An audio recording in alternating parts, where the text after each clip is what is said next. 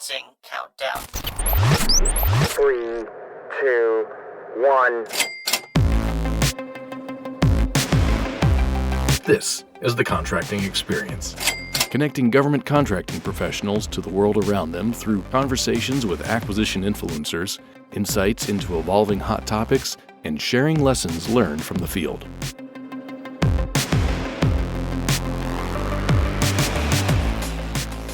In this episode, we sit down with Mr. Roger Westermeyer, Director of Enterprise Solution Support at the Air Force Installation Contracting Center.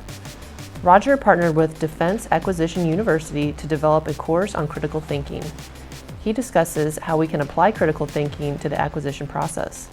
Roger also gives insight into where you can start if you're interested in learning more about how to critically think. Roger, you partnered with DAU, Defense Acquisition University, to develop a critical thinking course for acquisition professionals. What is critical thinking and why is it important for acquisition professionals? Oh, that's a great question to start with. So, actually there's not really a universally accepted definition, but there's one that I've sort of pulled together from different sources that I really like to use, and it goes like this. It says, the process of analyzing, evaluating, and synthesizing information to make judgments and decisions. And let me break that down a little bit. So the first part is the process. So it is a process. And Daniel Kahneman wrote this famous book called Thinking Fast and Slow. And in that book, he talks about systems one thinking as being sort of your automatic thinking, and systems two thinking is more that deliberate critical thinking, where you're actually evaluating information. So in critical thinking, it's that systems two deliberate thinking. And we're really, like I said, analyzing, evaluating, and synthesizing, pulling information together to really make judgments and decisions. That's really the bottom line. But when you're doing critical thinking, it involves things like questioning assumptions, considering different perspectives, which is really important, looking at the evidence and the facts, identifying what your biases are. We all have biases and logical fallacies, and then using reasoning or logic to arrive at informed conclusions. And really the way I think about it, it's about how to think, not what to think. Mm-hmm. And as far as why is it critical for acquisition professionals, so in general, I would say that improved critical thinking leads to better decisions and ultimately better personal and professional outcomes. So for an acquisition professional, it's better acquisition decisions, better acquisition strategies. Mm-hmm. And I've been on this critical thinking journey for a couple of years now, but I have to tell you a story of how it started. So about a dozen years ago, I was a director of contracting out at Ogden, and we were doing an ASP, and General Malciello was the ASP chairperson. And we had the ASP, and General Malciello was not particularly happy about it. And afterwards, she pulled me aside. She goes, Roger's like, I want your team's thinking. And I'm like, yes, ma'am, I saluted, yeah, absolutely, yeah. And afterwards, I thought, what did she mean? Of course we're thinking. So fast forward to more present times, over in Air Force ICC, as the technical director, I was looking at some of our acquisitions that did not go so well.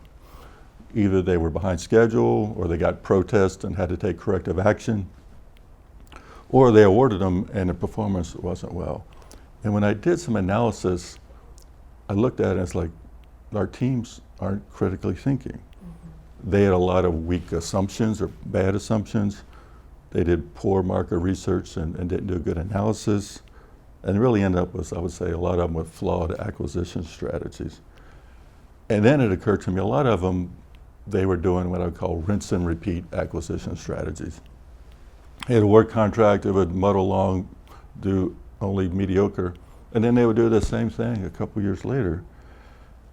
And then when I thought about that, I remembered those comments General Malciello made a dozen years ago. It's like, she's really talking about critical thinking. Mm-hmm. That's what we need our team to do, that critical thinking, that analysis, logical, fact-based type of thinking. So bottom line for acquisition professionals, improved critical thinking will lead to better decisions and better acquisition outcomes and better performance on our contracts. So I'm going to go off the cuff with this question then. Okay, sure. So what do you think causes that, like the maybe not critical thinking? I mean, I have some ideas in my head just from my time out in the field, but I'm curious what you think. Yeah, so that's a great question. So we could spend hours just talking about the obstacles to critical thinking. There's several, and I'll cover a few of them for you. So one of them is groupthink. That's common in organizations where you're tasked to solve some problem or do some acquisition strategy, and one person speaks up and says we do this, and the other people say yeah, and you're like, oh, I think that's a stupid idea. But you don't want to speak up in the crowd, so you just nod your head. So that's groupthink. Everybody's heard of that. Another one is egocentric thinking, and that's where you always think from your own perspective, but sometimes you really need to consider other people's perspectives, outside perspectives, other than just your own viewpoint. I mean, your perspective is based on your experiences, your training, but there's other people that have had different experiences and different training, different backgrounds that can bring a lot to the conversation. So that's one of the challenges. Another one is called social conditioning, and that's, for a better word, that's more like culture. It's how you were raised. Contracting people have a certain culture. Country people have a different culture. So there's a lot of different cultures out there that sort of frame the way you think. Another one is called the perceived inability to teach it, as far as teaching critical thinking. And I view critical thinking a lot like leadership. Some people are just born with it, leadership skills, and some people I think are born with decent critical thinking skills. But even those that aren't born with it can learn it, and at least be proficient. We now become professionals, but at least proficient. So I do believe it can be taught. And then sort of along that line, just lack of practice and poor skills. So like any skill, you can take training, you can practice it and try to improve. So it's sort of an improvement thing. And there's a lot of others too, like emotions. How many times have we had emotions cloud our judgment? Every day. So that's something you always got to be thinking about. I already mentioned assumptions. We make a lot of assumptions in our business. We really need to look at those assumptions, both the ones that are stated and those that are unstated, and seeing if they're valid. And then often we get time crunch, certainly in contracting, end of year, we got to go fast. Sometimes we don't have, perceive that we don't have time to slow down and think a little bit. And then there's things called cognitive biases and logical fallacies, which I'll just touch on a little bit. So cognitive bias is what we call a subconscious error in thinking that leads you to misinterpret information and make bad judgments. So I'll give you a couple of examples. This is where the brain's sort of like automatically thinking and you're not slowing down. So here's a couple of examples. There's one called anchoring. So that's like when you go to buy a car and you see the sticker price, and let's say a car is $45,000. The dealer paid $38,000 for it. But you start your negotiation trying to come down from that $45,000. You're anchored at that $45,000 price. It's no different than when you're a contracting officer and the contractor throws in some huge bid. They're sole source situation, they throw in a big bid, and you're just like in sticker shock, and you feel you got to start and negotiate your way down. So that's called anchoring, is one example. Another one we all heard of is sunk costs. That's another a bias, where let's say you got an old beater car, your kid drives around, and you put new tires on it, you spend $700 on new tires. Next year the transmission falls out. It's like, oh, it's going to cost $4,000 to fix it, but I just bought new tires. And so you go ahead and pay $4,000 on a car that's worth $4,000. So that's a sunk cost. So there's just two examples. There's literally like 50 biases. And the other one is called logical fallacies. And that's what they call a flaw in reasoning. So that might be somebody appeals to emotion. It is a common one. Where it's like, oh, I know this schedule's aggressive, but the warfighter needs us tomorrow, so it is what it is, and we just got to go. Or it could be something like, anecdotal or cherry picking data, where they give one little data point to make a point. It was like there's a lot of other data. So those are some of the few, I would say, obstacles to critical thinking well. Yeah, and I think those are really good to bring up because that's what people see every day in their work, right? Oh yeah, you got time rushes, you got groupthink, all these things happen. That's what I tell people is you need to, number one, identify when there's a bias, if you can, because those are sort of subconscious, or a logical fallacy, and then just try to address it. And a lot of them, it's not people are being bad or anything like that. It's just the way the brain is wired. Yeah. So the big thing is recognizing them, and then slowing down and say, okay, let me slow down. Let me gather some facts. Let me validate some of these assumptions. Ask some questions, which I'll talk about in a second, and really try and discern what is accurate and what is the right thing to do. Yeah. I find I'm just thinking about my own like biases when I notice that like if I am hearing a thought of like, you have to do this, or this is what needs to happen, it's almost like that's a cue, like I should question that maybe, like, is that true? Well, it's funny, we could talk hours, but that's called framing. Yeah. That's one of the biases, where a question or problem is framed in a certain way to sort of point you to the answer. Or like your boss says, oh, this is what you need to do, or this We've is what always done it this way. We've always done it this way. That's copy called, and paste. that's called framing, Yeah. and that's one of the many biases out there, where you sort of inclined to go towards that direction without sitting back and really analyzing the situation. Yeah. And the first one I was thinking about when we started talking about this was like checklists, or like, this is what you need to follow. Right. And those are great. Like, Right. I'm not saying that we don't need those. We do need those, especially when you're training people and all that. But also asking questions, like you said, of, well, why are we doing it this way? And I need to understand that as a buyer or a contracting officer of like, why are we making sure that we're hitting these things? Yeah, that's a perfect example. So I understand checklists, and certainly new people need them, but they need to understand the underlying reasons behind those steps. I think the best critical thinking are 2-year-olds. Like, Dad, why is the sky blue? Why is this? We need to be 2-year-olds and be asking a lot of questions and understanding why we're doing things and what the business environment is, what the market is, and having those types of foundational understandings. Yeah. And we can, to your point, we can ask those questions of our, like, to ourselves. Right. So that way you're like being empowered. So then if you can't figure it out, then go talk to your boss or another PCO or buyer and say, hey, I've been looking into this and I'm wondering, why are we doing it this way? And I've found this and this. So that's like, you can carry that kind of conversation and really get to a decision point maybe, or find something new at that point. Oh, absolutely. That's why I'm talking about getting other perspectives. Different people have different experiences, different backgrounds, different trainings. So when I'm working an issue, is I try to surround my people with a lot of good thinkers with different backgrounds and experiences, and collectively we can usually arrive at a good decision or a good strategy. All right, so intellectual standards. What's meant by intellectual standards, and how can acquisition professionals use questions to improve the quality of it? Yeah, and I love the question part. So I know intellectual standards sounds a little snobby, but it's a common term.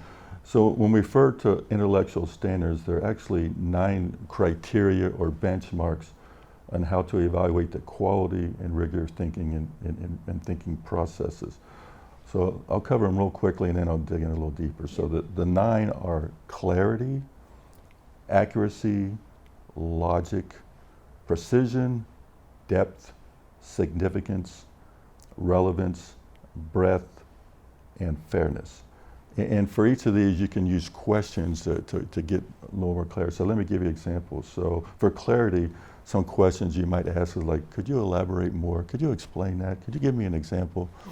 So recently I had a contractor give me a pitch, and they said, oh, we do third-party logistics. And I was like, I don't know what that means. Could you explain to me what that is and give me an example? And they did. It's like, oh, okay, got it. Yeah.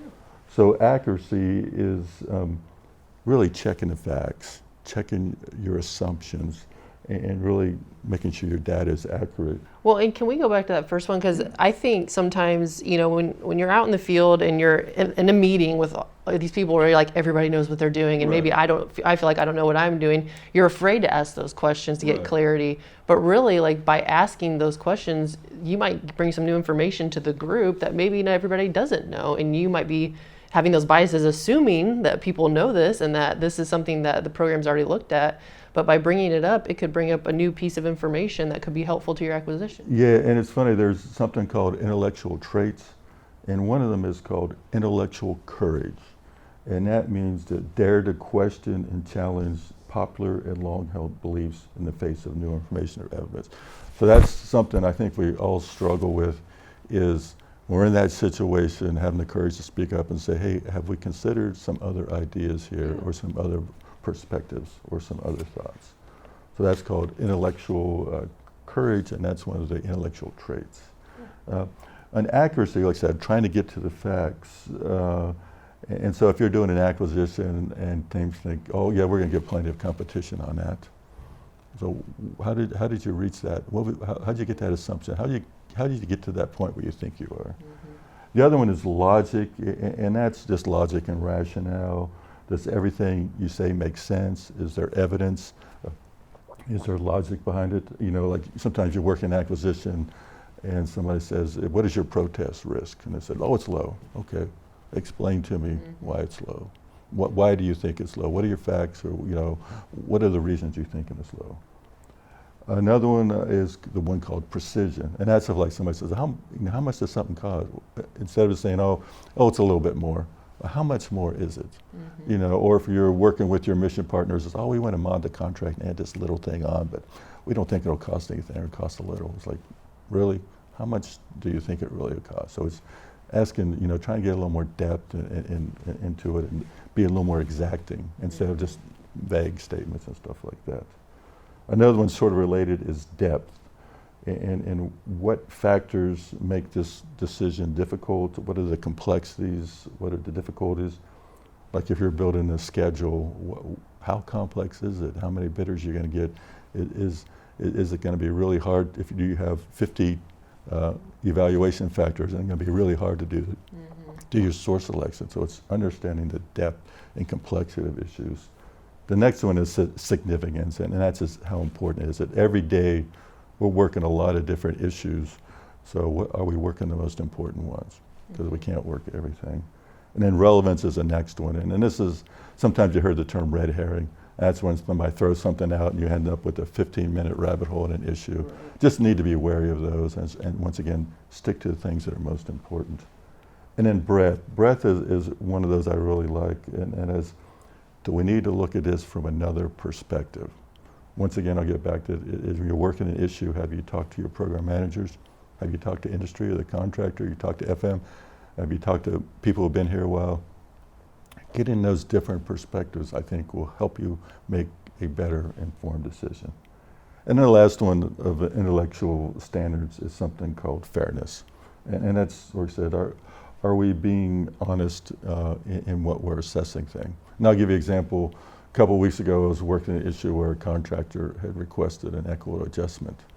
And the contracting officer was sort of like, oh, nope, we're going to deny it. And I was like, well, why did they ask for it? And found out that we had given them a poor workload estimate. And it's like, well, maybe there's some merit in here. Let's take a look at it and really be honest about ourselves on it.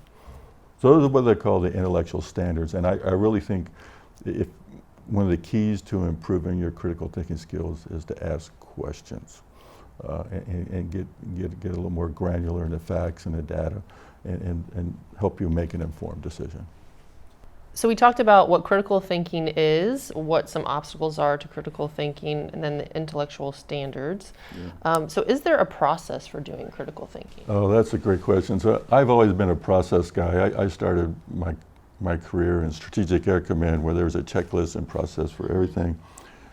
And when I got into this critical thinking, there really isn't a process per se, but there is a framework that I use, and it's called the 8 Elements of Thought. And it was a model developed by Dr. Richard Paul, who is like one of the leading people in critical thinking.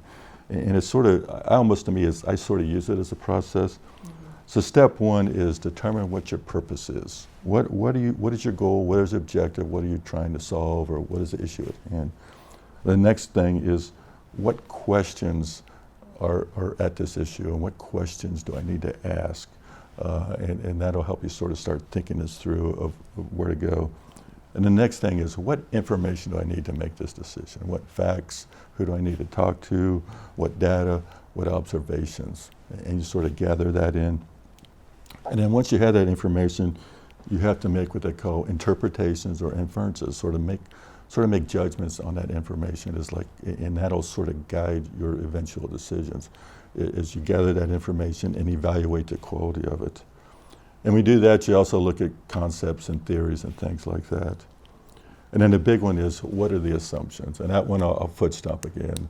is whether they're stated or unstated. What assumptions we're going to have competition, inflation is going to be 3%, whatever. What are the assumptions in your process that you're evaluating, and can you validate or confirm those? I remember a couple years ago I was helping a team do a construction project. It was to renovate the chapel at the Air Force Academy, which is a large aluminum structure. So long story short, they ended up in a sole source situation, and the contractor came in with a really high price on the cost of the aluminum. And the vendor said, oh, prices have been going crazy the last couple of years, and that's why we put an escalation in there, like 5% or 8%, something like that.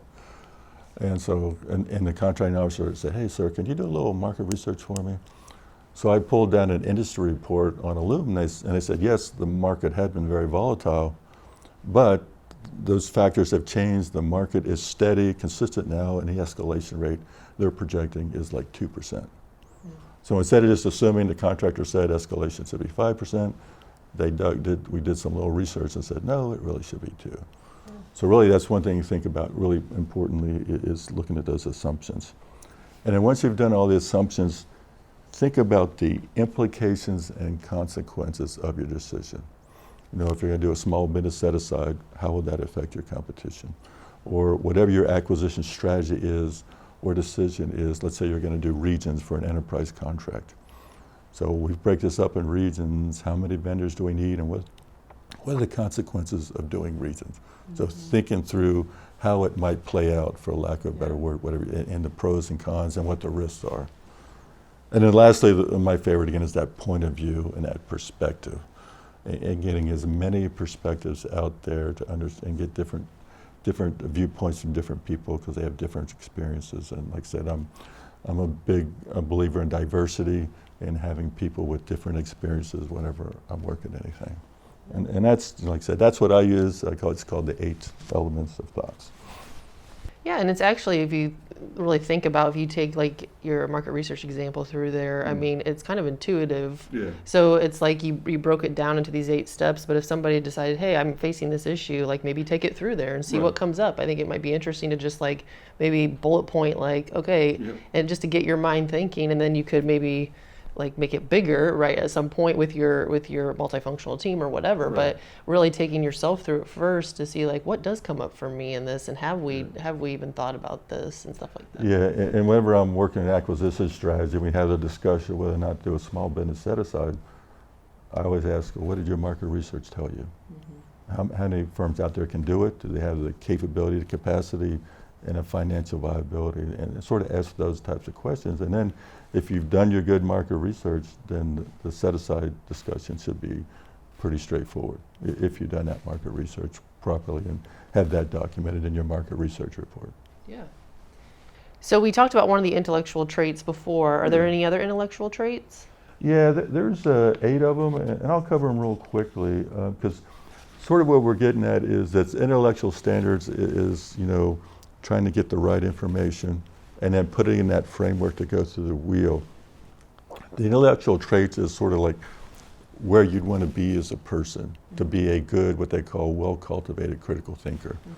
So the first one is called intellectual humility, and that's just acknowledging that you have biases and there's limits to your knowledge. That's just really being a humble person about it, quite frankly. Next one is clarity. We always talked about that, is making sure we're clear on what we're trying to achieve. Another one is that intellectual integrity in holding everyone to the same standards of what we're doing. And related to that is something called confidence in reasoning. And that says if you follow through the process, having confidence in the outcome and trusting your judgments. I already talked about intellectual courage, and that's like having that courage to speak up in a meeting and says, I think we should try this. And hopefully the leaders in the room will appreciate the input from others and listen to those viewpoints. They may decide to do something else, but I always tell people, tell me what your thoughts are, and then we can eventually decide what is the right way to go. Another one is intellectual autonomy, and that's really about thinking independently and not being overly influenced by others, which I know can be a challenge in our military environment, but it's having that autonomy to think on your own, basically. Then there's intellectual empathy, and that one I really like. That's once again about those perspectives. It's a caring about other people's viewpoints, which I think is really important. And the last couple is intellectual perseverance, and that's just having the wherewithal to keep moving forward until you have the facts and the information you need to make a good decision. And sometimes, like, you never have perfect data, but pressing forward to get enough information and doing enough analysis to make a good decision. And then the last one is that intellectual fair-mindedness, and that's not cherry-picking data, but being fair and honest about the information you had and make it. Sometimes you start something and you think the answer is this way, and after you do the analysis, it's pointing you that way. That's having as like, yep, I did the analysis, and to be fair, this is the way we now need to go. And those are, I say, are called the intellectual traits, and that's where you want to work towards being. And nobody's perfect, nobody's ever, born a perfect critical thinker, but you should strive to have those qualities as both in your personal life and in your professional life as an acquisition professional. Yeah. Makes making decisions maybe a little easier or better, and also helps relationships when you're working with people. 100%. Right? Agree with that. So Roger, what tools and training are available to learn more about critical thinking? Yeah, fortunately there's a lot of tools out there. So you already mentioned the DAU course, so we partnered with DAU a couple years ago on a critical thinking course, 6-hour online. It's not the 2-hour CLC, but there's a 6-hour course, so it should be on their site and available for use. One thing I carry around, there's a miniature guide. It's a little pamphlet for critical thinking. It's a little pocket-sized guide. It's very easy, and it's a good little reference tool. So General Trevino bought me one. I don't know if that was a hint or not, but I carry it with me all the time. It's great to have. And there's a couple of good websites too that have a lot of information. There's one called the Foundation for Critical Thinking, and there's one called the School of Thought. And both of those are nonprofits that have a lot of information available. And then, of course, there's books. I mentioned Thinking Fast and Slow. That's the book by Daniel Kahneman. It's really good. That was more written from an academic perspective, a little hard to read, but it's very good. If you want to try and figure out how your brain works, I recommend that one. The other one is Think Again, and that's a more recent book by Adam Grant. That's a very easy read with a lot of stories and examples. So that one, I'd highly recommend it. It's a very good read about thinking again and challenging your assumptions, and sometimes when you're presented with new information, taking another look at it. And of course, there's podcasts, lots of podcasts. Adam Grant has one, there's others. So all those tools are available, and a lot of them are free. So. Awesome. Well, Roger, I appreciate you being on the podcast and sharing all those resources, and we'll try to put some of those in the show notes for everybody. So thanks again for being on. All right, thank you very much. If you have suggestions for topics or people to interview or feedback on the podcast, you can submit those at thecontractingexperience@gmail.com. I want to thank you all for listening to the Contracting Experience podcast. Until next time, keep connecting to the world around you.